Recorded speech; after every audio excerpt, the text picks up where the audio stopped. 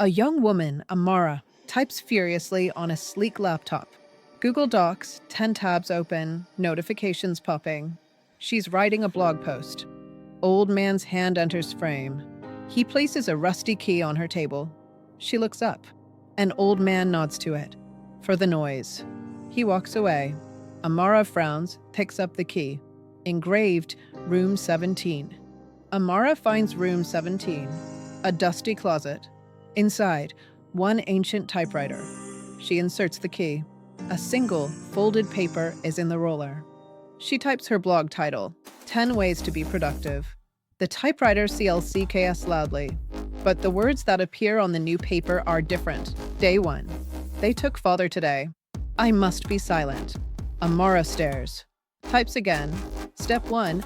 Organize the typewriter clacks, writes. Day 17. Whispered to a cat. Felt like treason. Optimize your workflow, clack. Day 84. Forgot what my own voice sounds like. Engage your audience, clack. Day 302. Wrote a poem in the dust. Wiped it before dawn. Amara stops. She slowly types a new sentence, not for her blog. Who are you?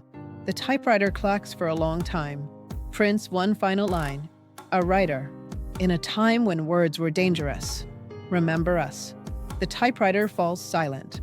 The old paper and the roller crumbles to dust. Back in the coffee shop, Amara closes her laptop. She opens a simple notepad. Writes by hand. Day 1. I will remember.